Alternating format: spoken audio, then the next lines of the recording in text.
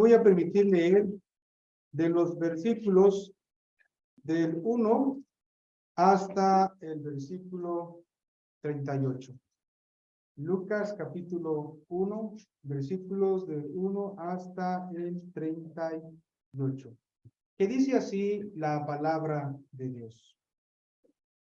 Puesto que ya muchos han tratado de poner en orden la historia de las cosas que entre nosotros han sido certísimas, tal como nos lo enseñaron los que desde el principio lo vieron con sus ojos y fueron ministros de la palabra, me ha parecido también a mí, después de haber investigado con diligencia todas las cosas desde su origen, escribírtelas por orden, oh excelentísimo Teófilo, para que conozcas bien la verdad de las cosas en las cuales has sido instruido. Hubo en los días de Herodes, rey de Judea, un sacerdote llamado Zacarías de la clase de Abías. Su mujer era de las hijas de Aarón y se llamaba Elisabet.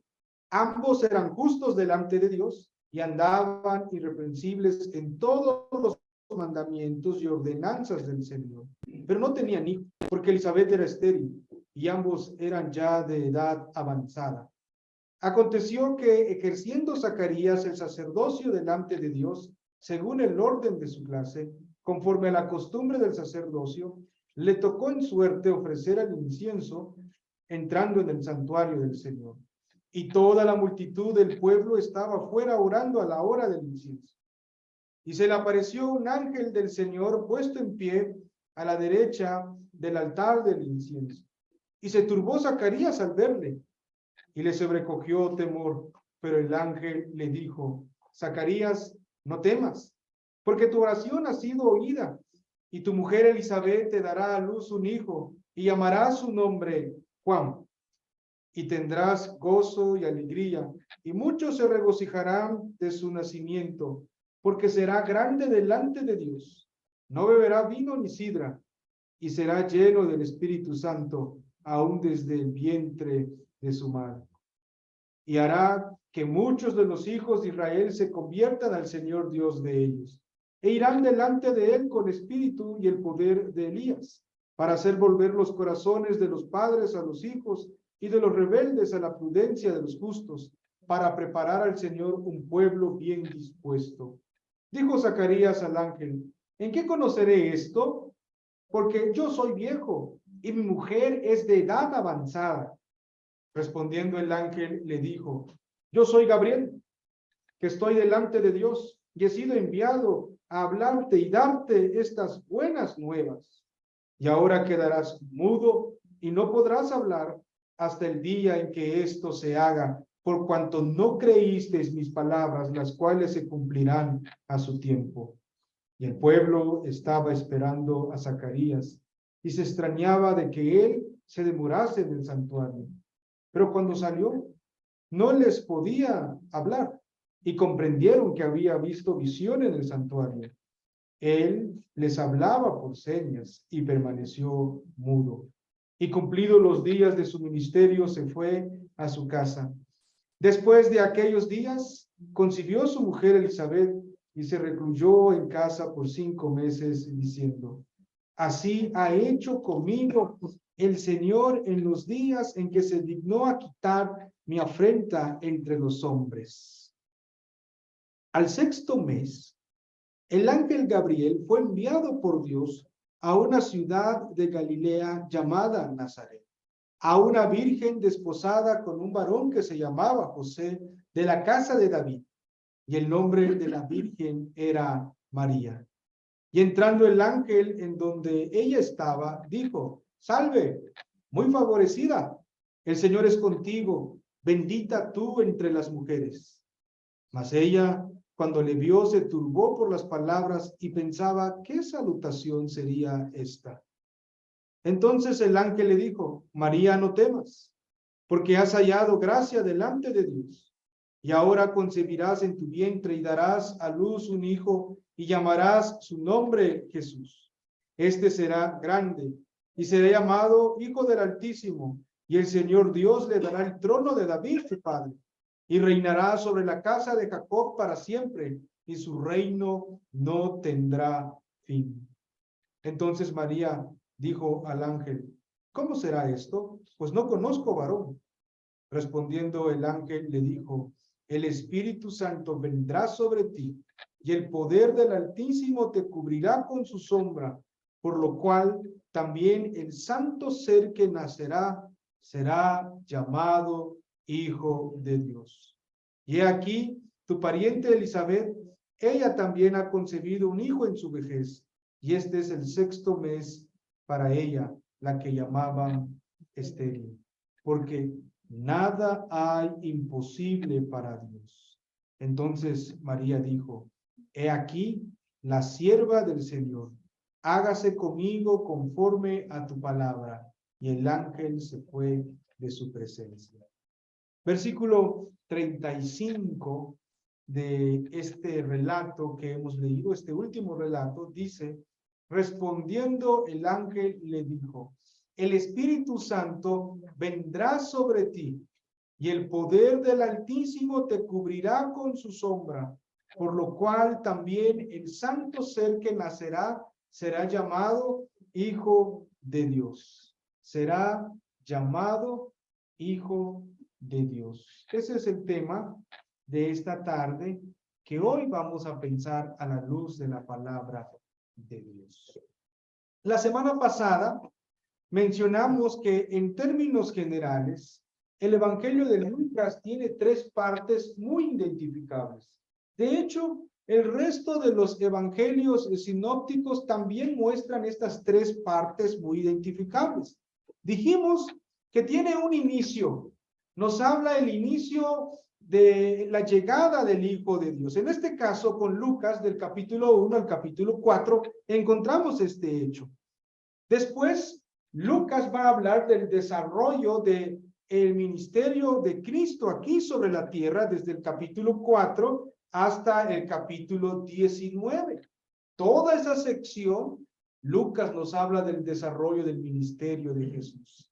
Y también mencionamos la culminación, que es del capítulo 19 hasta el capítulo 24. En términos generales, esa es la división en 3 secciones. Sin embargo, también nosotros podemos agrupar todo lo que nosotros encontramos en Lucas, y usando la palabra que el mismo Lucas usa aquí, que es una palabra que es inspirada por el Espíritu Santo, podemos hablar de 5 órdenes.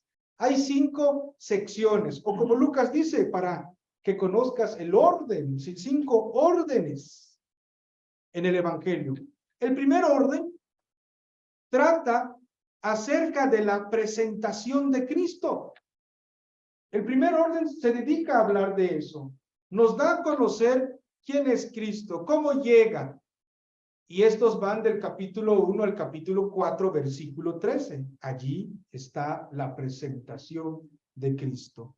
El segundo orden es el inicio del ministerio de Cristo.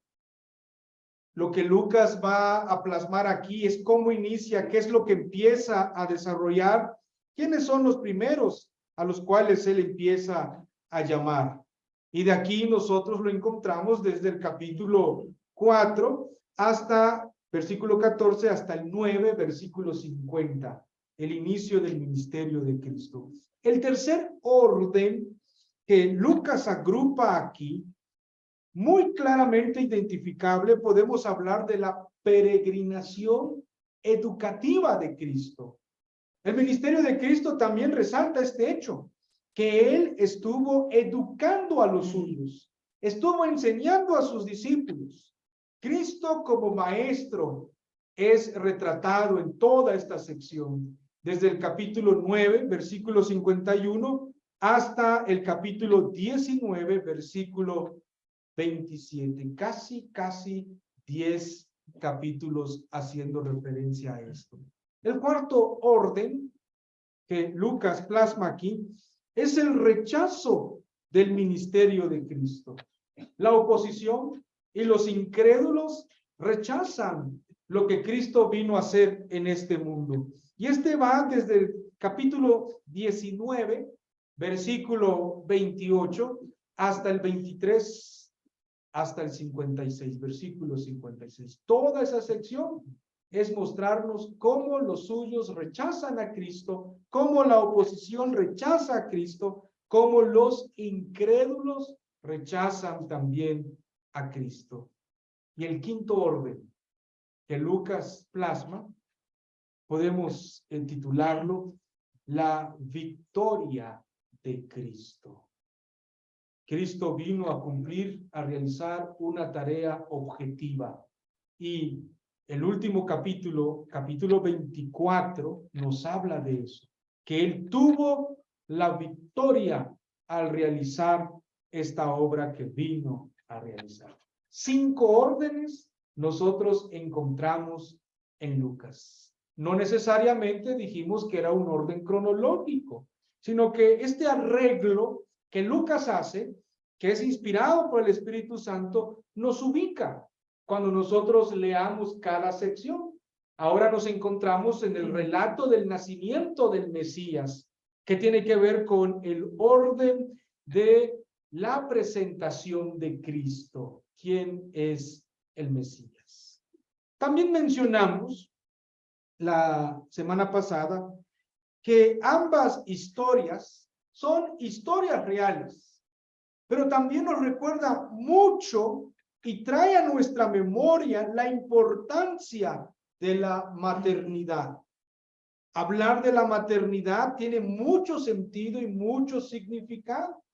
A veces solamente se habla la maternidad como un proceso nada más donde se pasa por este embarazo o la función que tiene, en este caso, una de las funciones como mujeres, ¿no? Pero en la Biblia, la maternidad es un hecho muy destacable, porque este punto es un aspecto muy importante en los propósitos de Dios para realizar, para efectuar la salvación de su pueblo, del pueblo del pacto. Incluso en estas narrativas se pueden ver claramente o se pueden entender a la luz del Antiguo Testamento, trayendo a nuestra memoria entonces Génesis capítulo 1 hasta el capítulo 3. Estos dos relatos que estamos pensando y que hemos pensado uno, el relato del nacimiento de Juan, ahora el de Cristo, tienen como trasfondo Génesis del 1 al 3. Ese es el contexto más amplio. El Señor dijo a la humanidad cuando los creó, fructificad y multiplicaos. Es parte de la ordenanza de la creación. Génesis 1, versículo 28. Pero el hombre fracasó en el trabajo que tenía que hacer. Desobedeció a Dios. Por ende, cayó en pecado y su rebeldía pues trastocó todo lo que Dios había hecho bueno. Entonces se afectó también lo que tiene que ver con esta parte de la ordenanza en la maternidad. Y allí vuelve a hablar el Señor y Él dice lo siguiente en Génesis capítulo 3, versículo 15. Y pondré enemistad entre ti y la mujer, y entre tu simiente y la simiente suya. Esta te herirá en la cabeza, y tú le herirás en el calcañar. La realización entonces de la maternidad forma parte del diseño de Dios para la mujer. El reconocimiento de este hecho, en este caso de Eva como mujer, es muy importante, porque aquí ella ahora se encuentra en el contexto de la caída. Ellos han pecado, pero por otro lado, están bajo el pacto de gracia. No hay que olvidar eso. Este concepto de la maternidad tiene sentido. Sí, estamos en un mundo caído. Sí, estamos en un mundo donde las cosas no son como debieran de ser, pero también estamos bajo el pacto de gracia. Y que esto ocurra en Génesis capítulo 3 nos empieza a indicar que este hecho de la maternidad forma parte de la historia redentiva de Dios. De allí que atentar contra la maternidad, pues es atentar contra el propósito de Dios. Hablando en términos bíblicos, en la historia que corre de Génesis hasta Apocalipsis, nos muestra este hecho destacable como tal. Y tiene sentido, porque el anuncio, la venida del Hijo de Dios está encerrado en este contexto, está encerrado en este hecho. Nos recuerda entonces historias como por ejemplo de Abraham, historias en la Biblia como la de Ana, historias en la Biblia como los padres de Sansón, que pasaron por dificultades. Algunos eran estériles. Aún en medio de esas dificultades, Dios cumple su propósito y nos muestra la importancia de la maternidad en este concepto de pacto de gracia.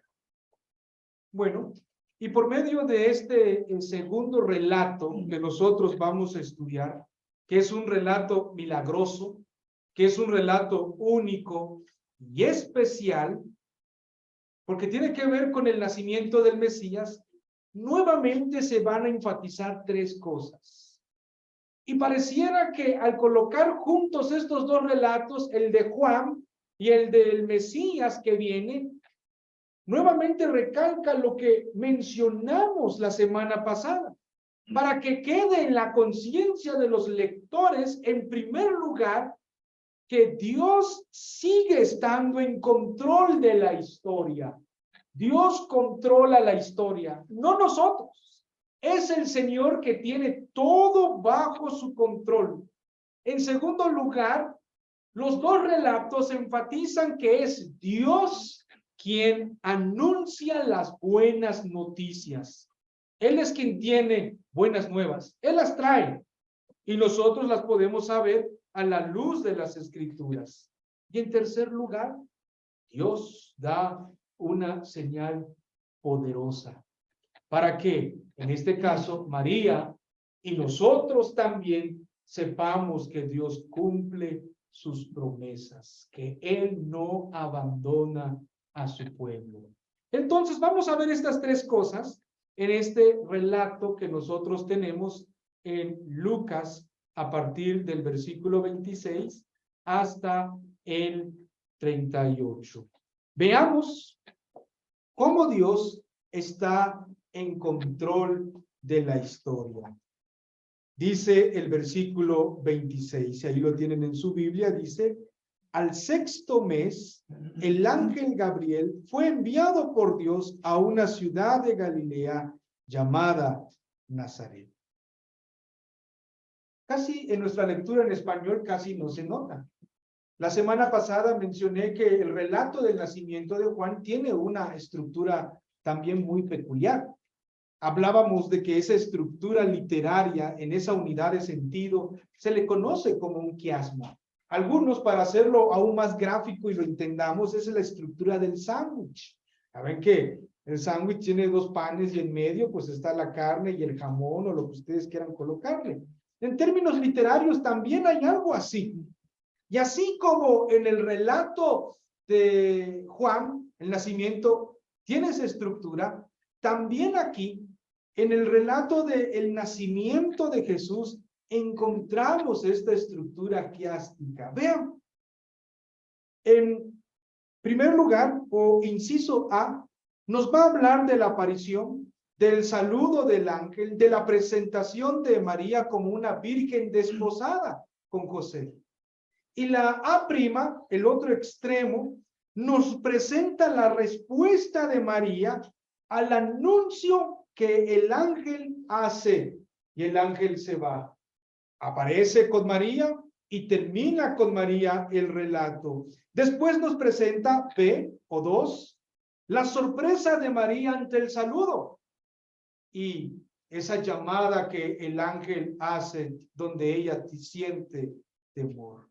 Y después vuelve a aparecer B', o 2', como María, preguntando cómo va a ser ese hecho. Quiere saber. Vean, María, y en el centro de todo este relato se encuentra el anuncio de la concepción.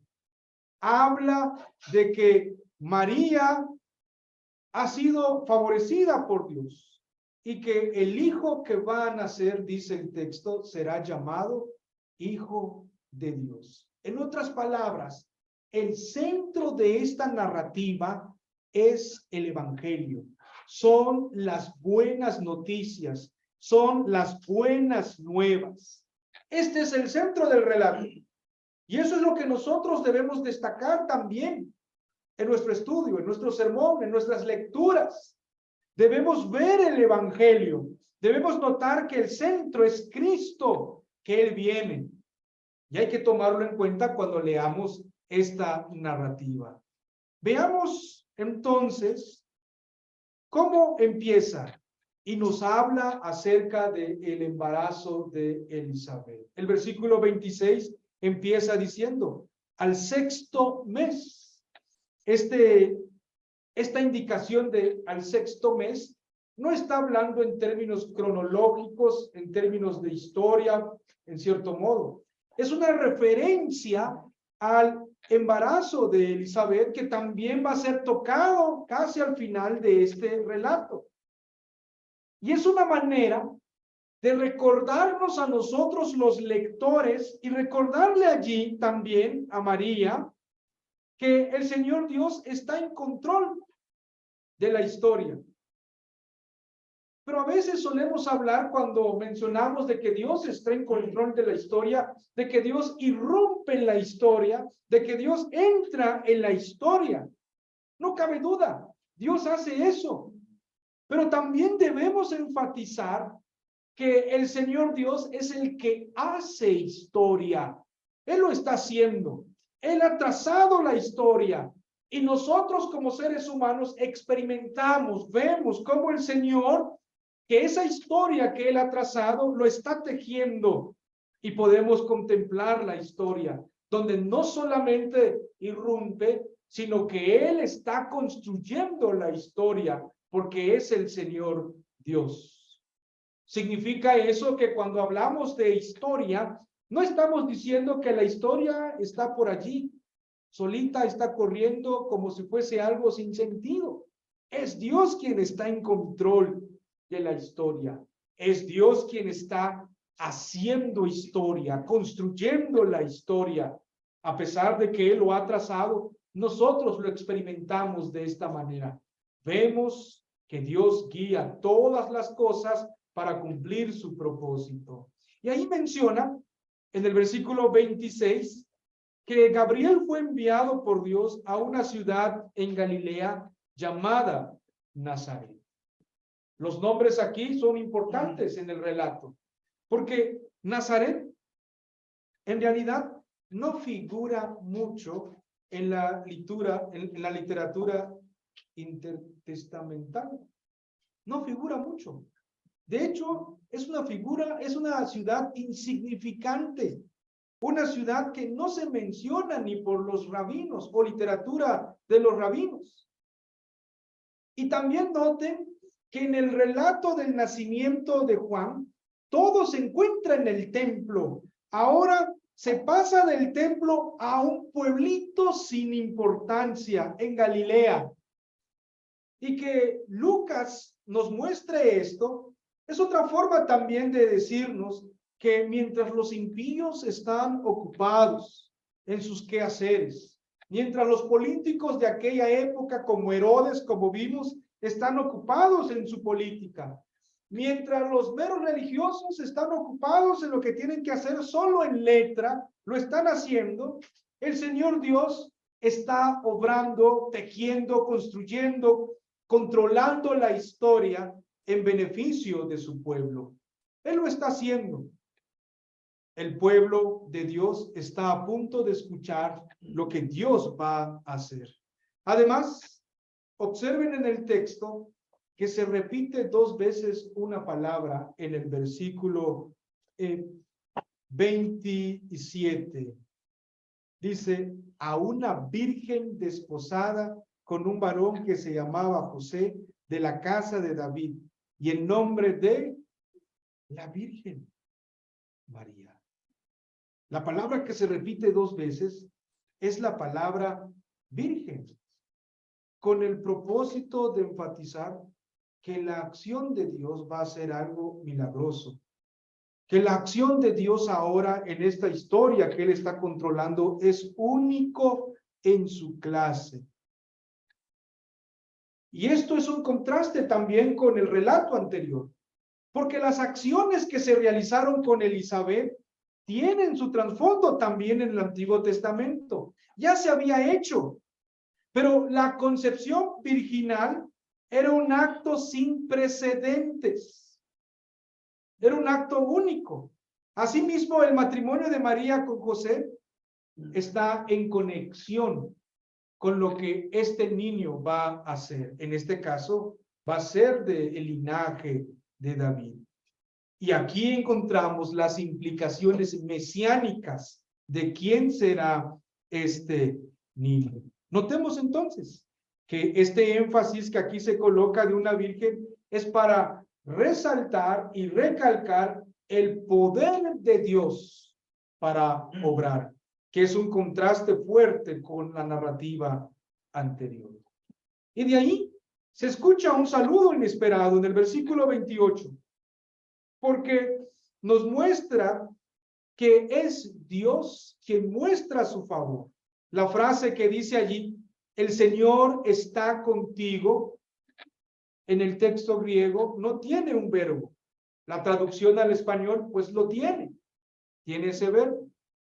Pero en el texto, en la forma en que nosotros lo tenemos en el griego, no está expresando un deseo.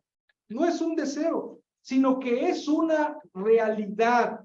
El Señor está contigo. En el Antiguo Testamento, esta expresión es una alusión no solamente a la protección de Dios para con su pueblo, sino también a la tarea que está por venir, a la tarea que ella, en este caso María, está por realizar. Y observen también que las palabras del ángel es lo que causa consternación a María y no la aparición del ángel en sí. Son las palabras que causan cierto temor. Algunos dicen que para que nosotros entendamos esta escena, mencionan que en aquella época los hombres en la tradición judía no saludaban a las mujeres. Ella estaba perpleja porque alguien que no es una mujer, pues la estaba saludando. Sin embargo, aunque este dato que he mencionado puede ser real, el hecho es que la intervención de Dios aquí siempre es inesperada y siempre llega a tiempo. La intervención de Dios nunca llega fuera de tiempo, llega en el momento que Él ha establecido. Pero el ángel empieza a aclarar el significado de su venida. Versículo 30. Ahí nos dice el significado de su venida. Entonces el ángel le dijo a María, no temas, porque has hallado gracia delante de Dios. ¿Qué es hallar gracia? Hallar gracia es recibir misericordia, es recibir perdón. O como hemos mencionado en otras ocasiones, gracia tiene que ver con la soberana disposición de la voluntad de Dios, una voluntad que es inmerecida, donde Dios muestra su misericordia, donde Dios muestra su amor, su perdón a alguien, en este caso a María, donde ella sabe y es consciente que no la merece, sino que merece todo lo contrario. El Señor muestra su gracia, muestra su misericordia. Y así, como dijimos en el relato anterior, Elizabeth y Zacarías representaban a una nación que adoraban, que cantaban en un lugar donde había mucha incredulidad y había un pequeño remanente como ellos. Del mismo modo, el Señor está mostrando su gracia, su misericordia para con su pueblo, en representación, en este caso, con María. El Señor entonces empieza a mostrar, a decirle a María la razón de esta visita. Dios hace, Dios construye esta historia con instrumentos ordinarios para realizar tareas y escuchar también mensajes extraordinarios. Estos primeros versículos nos están mostrando quién es María. Nos muestran su identidad. Nos muestran que era una mujer común y corriente. Pero el Señor la usa. Es objeto de la gracia de Dios. Es un instrumento en las manos de Dios. Un instrumento ordinario para una tarea que ella tenía que realizar. Estos primeros versículos entonces nos hacen pensar acerca de nosotros como creyentes, que no necesitamos en cierto modo ser ciertas personalidades de renombres.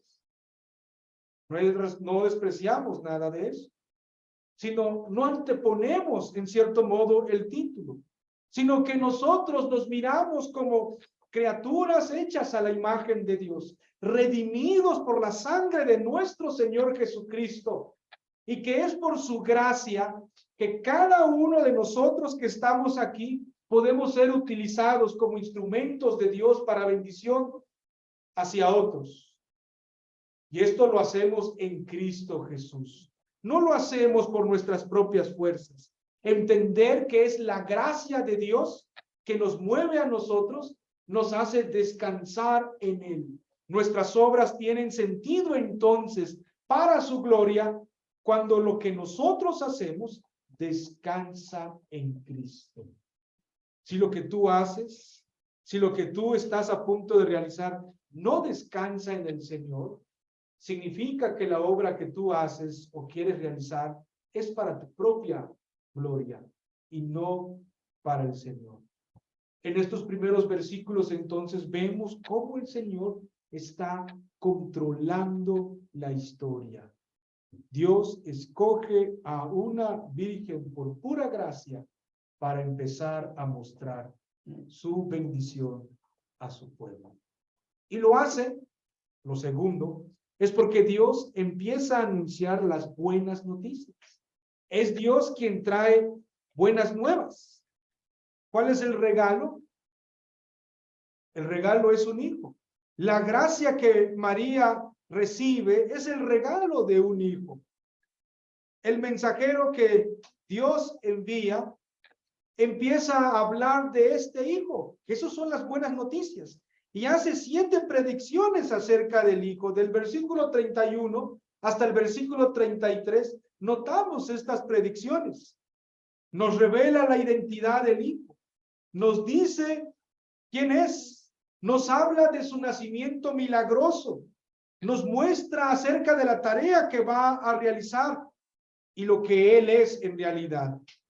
Las primeras 4 palabras, oraciones que menciona el ángel, tienen que ver con la concepción única de este hijo, una concepción especial. Las 3 últimas tienen que ver con el ministerio que él va a realizar aquí en la tierra, que es el ministerio del Mesías. Esto es lo que nosotros miramos en el texto. Vean cómo dice el versículo 31. Y ahora concebirás en tu vientre y darás a luz un hijo y llamarás su nombre Jesús. Este será grande y será llamado Hijo del Altísimo.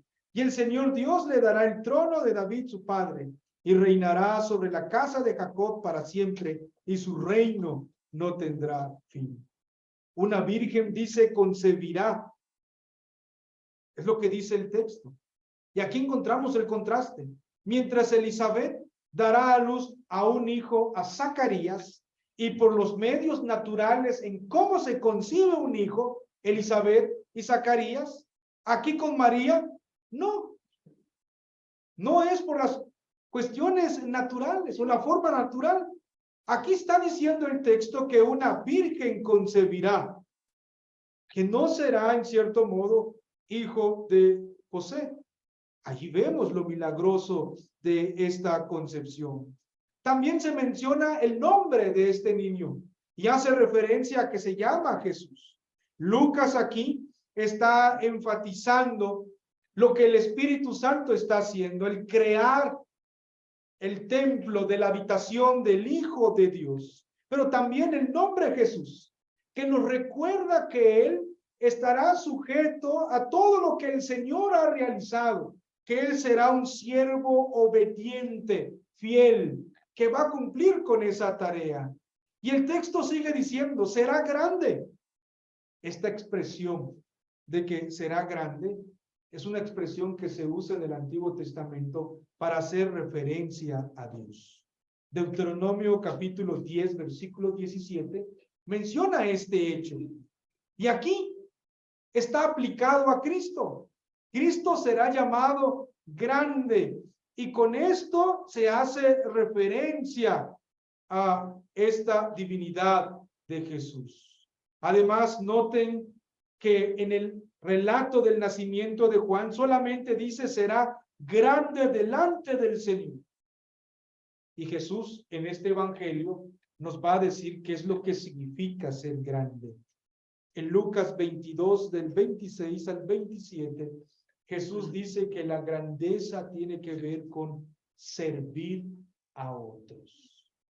Jesús es grande porque va a servir. Él va a ser el que va a dar su vida por otros. Él viene a realizar un servicio planeado desde la eternidad para salvar a los suyos. Y sigue diciendo el texto, será llamado Hijo del Altísimo. Altísimo es una descripción de Dios también. Y estas palabras son idénticas con la siguiente expresión, Hijo de Dios. Y es allí donde se aclara el significado de la expresión Hijo del Altísimo. En el versículo 35 nos dice que es Hijo de Dios. Otra expresión que nos dice y nos habla acerca de la divinidad de este niño. Aquí estamos viendo una concepción única. Luego dice, el Señor Dios le dará el trono de David, su padre.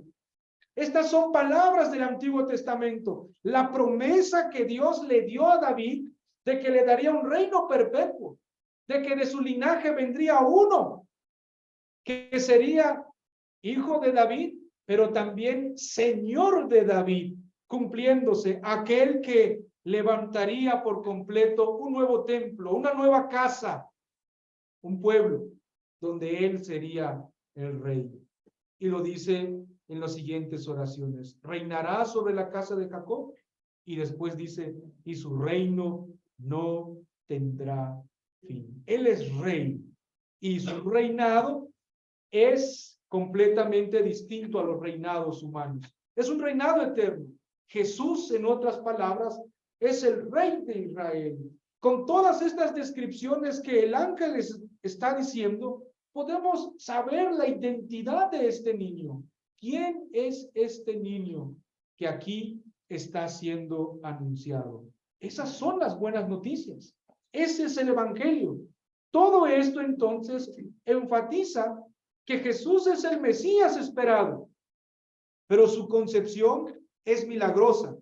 Y esto revela que Dios está obrando de una forma única y especial.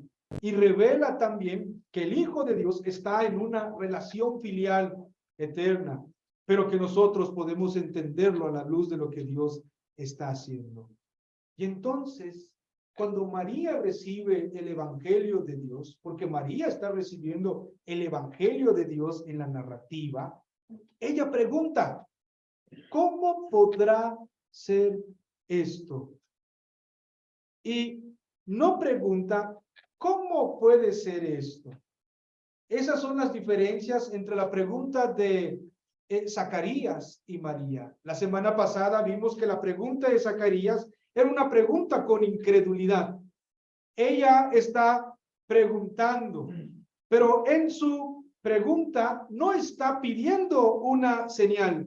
Ella pregunta, ¿de qué manera se va a llevar a cabo? ¿Cómo se va a realizar eso que dijo el ángel? Asumiendo que va a realizarse, que va a ser así como ella, como el ángel dice. Esa es la diferencia con Zacarías.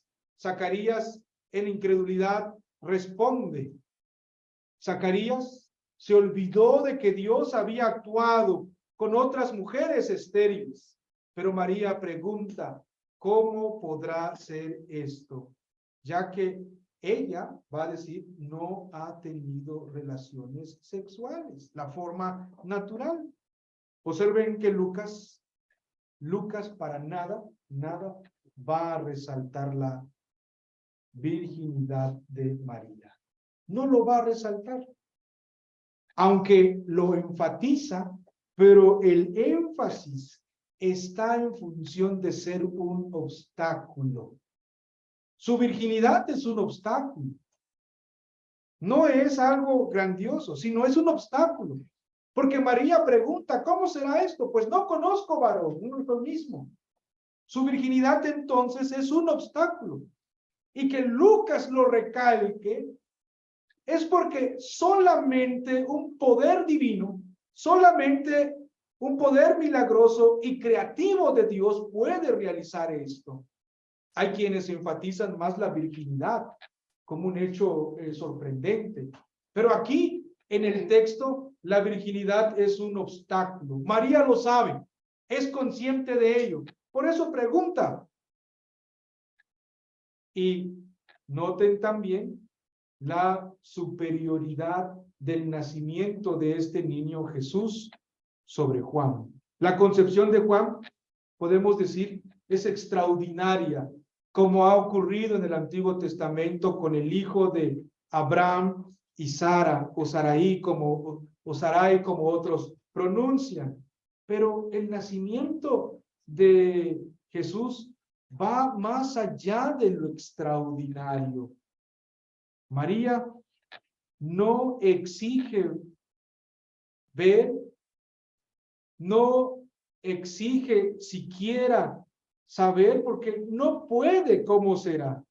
Pero su pregunta que ella hace, ¿cómo será esto?, coloca la base para la respuesta del ángel y nos da luz a nosotros para entender lo que Dios está haciendo. Habla acerca de las expectativas de este Mesías. El Mesías entonces es concebido de una forma divina y no solamente por términos de unción. Recuerden que en el Antiguo Testamento los reyes ungían, los sacerdotes ungían, y la palabra ungido en hebreo es Mesías. Aquí nos está aumentando que no es solamente por ungimiento, sino por una forma divina va a llegar el Mesías. Y aquí nos dice el ángel que es el Espíritu Santo quien tiene esta función creativa, activa, en el versículo 35, que también nos remite a Génesis capítulo 1, versículo 2. Y el Espíritu de Dios se movía sobre la faz de las aguas, dice el texto allí en Génesis. Y aquí nos dice que el Espíritu Santo prepara templo para Dios. Él está en este sentido creando el cuerpo en el vientre de María. María entonces solo es un receptor pasivo de la iniciativa divina aquí. La expresión que ahí menciona Lucas, vendrá sobre ti, el Espíritu Santo, vendrá sobre ti, no tiene connotación sexual, para nada. Lo mismo, la expresión cubrir no tiene connotaciones sexuales, sino que es una manera de hablar de la presencia de Dios. Son palabras que ya se habían usado en el Antiguo Testamento. Sería hermoso leer esta expresión que aquí aparecen, estas dos expresiones en el contexto adecuado, que es Éxodo capítulo 40, versículo 35. Ahí nos habla de que el tabernáculo se levantó. El pueblo levanta el tabernáculo y descendió la presencia de Dios en el tabernáculo. Y todo eso se llenó de humo a tal grado que no podían entrar. Allí está el contexto de estas palabras. Y allí vemos la actividad milagrosa de Dios. Básicamente, el ángel está describiendo la presencia de Dios que desciende sobre María. Esa es la imagen, la presencia de Dios descendiendo sobre María, lo cual nos explica a nosotros cómo el que va a nacer es santo y por qué será llamado Hijo de Dios. Dios mismo descendiendo allí. Él es consagrado a Dios. No solamente es separado, lo es consagrado porque es divino. Ser hijo de Dios, como dice aquí el texto, en el Antiguo Testamento expresa una relación especial con Dios. Dios dijo que su pueblo era su hijo. Había una relación pactual. Y aquí ser hijo de Dios ya en esta realidad está hablando acerca del orden celestial. Dios haciendo su tabernáculo entre los hombres. Juan va a agregar eso, que Dios descienda, una imagen que nos recuerda el Éxodo, es Dios haciendo su tabernáculo entre los hombres. Hay una semejanza moral con Dios en este sentido, en lo que el ángel está diciendo. Todo esto entonces señala a Jesús con una relación especial con Dios, que Él es mayor que cualquier otro rey que haya venido, que su nacimiento es único y especial, y que Él será, dice el texto, llamado Hijo de Dios. Allí está el resultado de las buenas noticias, porque las palabras será llamado Hijo de Dios es el reconocimiento de lo que otros harán acerca de este niño. ¿Y cuál es ese reconocimiento? Ellos también van a confesar lo que los evangelistas saben. ¿Y qué es lo que ellos saben? Que ese niño es el Hijo de Dios. Y esos otros somos nosotros también que estamos aquí en este siglo XXI reconociendo que el nacimiento de Jesús es el nacimiento, en este caso, de nuestro Salvador. Es el Hijo de Dios, que viene para salvar a su pueblo. El Salvador entonces requería que fuese hombre. Se requería que fuese sin pecado y que fuese Dios. Dios haciendo su tabernáculo entre los hombres. Su presencia. Esa es la buena noticia que Dios está dando. Dios mismo lo está anunciando. ¿Qué implicaciones tiene esto para nuestra vida hoy en día? Hoy muchas personas atraviesan por soledad. Pasan por soledades tremendas. Pero a veces se olvidan de que Dios está con su pueblo, de que la soledad es un engaño. A veces la soledad se vende como algo necesario, pero realmente nosotros no podemos estar solos. Dios está con nosotros. Él está en nosotros. Otros pasan por depresiones.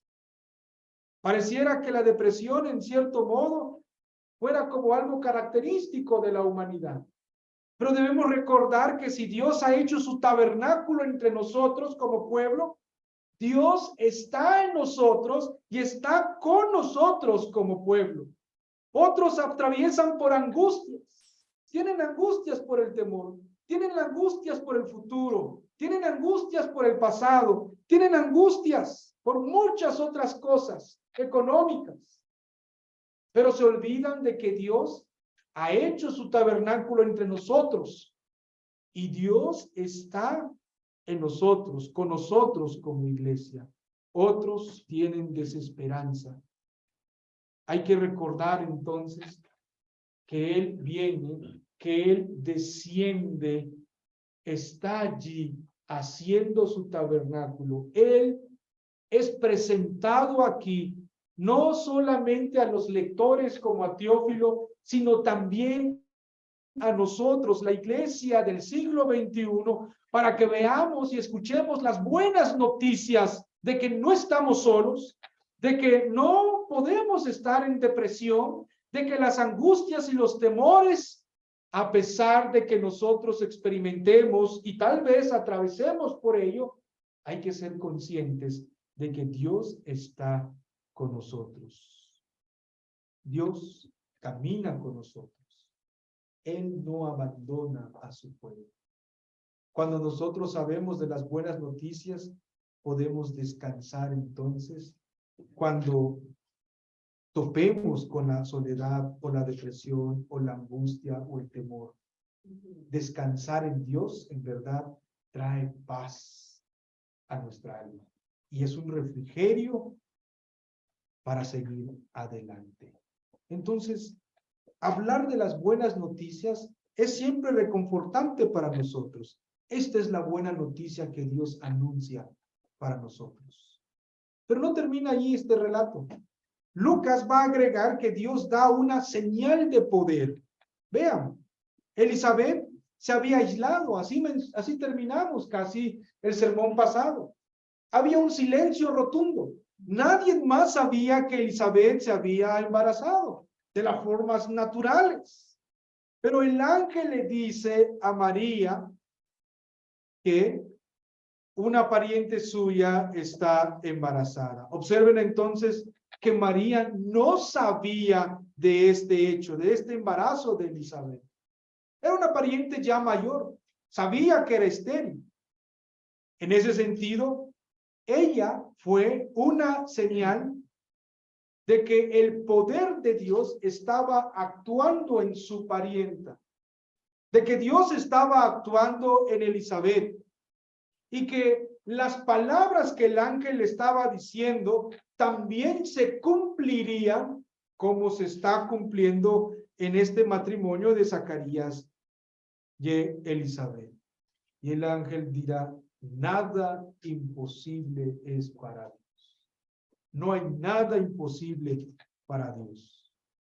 Estas palabras resuenan con fuerza porque no son palabras nuevas que aquí está repitiendo el ángel. Génesis capítulo 18, versículo 14, se pronunciaron allí. Nos recuerda cuando a Abraham se le prometió un hijo. Y ahí se le dijo, no hay nada imposible para Dios. Estas palabras entonces nos remiten a la promesa de Dios a Abraham, de que él tendrá una nación, de que él tendrá un hijo, Isaac. Eso que es una sombra, se deja ver ahora la realidad, porque el hijo de la promesa llega, y este es Jesús, y trae y confirma con más certeza la concepción, pero también está anunciando lo único e irrepetible del hecho que aquí nosotros estamos viendo en el relato. Vean que en ambas narrativas, de la narrativa de Juan y aquí con el Mesías, hay obstáculos distintos. Hemos hablado de eso. Elizabeth dice, era estéril. Era un obstáculo que tenía esta mujer. Era mayor. Y aquí el obstáculo más grande que se enfrentaba María es que ella era una virgen. Era una virgen. No estaba con varón aún. La concepción para ella sin esposo es imposible. Para que pueda haber concepción sin esposo es imposible. Ese es un obstáculo. Sin embargo, este no es un obstáculo para Dios. No es un obstáculo para el cumplimiento de las promesas dadas a Dios. Así como también la salvación del pueblo escogido no es imposible para Dios. Y desde el inicio, la forma en que nace el Mesías, también su muerte y lo más sorprendente, su resurrección, Son hechos milagrosos que el Señor realiza por su pueblo. La concepción, la resurrección revelan el milagro poderoso de Dios para beneficio de su pueblo. Lucas en este primer orden nos empieza a presentar quién es Jesús de Nazaret. Y vean la respuesta de María en el versículo 38. Entonces María dijo: he aquí la sierva del Señor, hágase conmigo conforme a tu palabra. Y el ángel se fue de su presencia. Su respuesta es algo así. Si hoy lo tuviésemos que traducir en nuestras palabras, sería algo así: no entiendo lo que va a pasar, pero confío en Dios que será para bien. Así responde María. No entiendo lo que va a pasar, pero confío en Dios de que será para bien. Ella solo acepta lo que el ángel le dice. Lo acepta como verdad, que no hay nada imposible para Dios. Eso es lo que ella acepta. Ahora sabe que es un instrumento en las manos de Dios y lo acepta.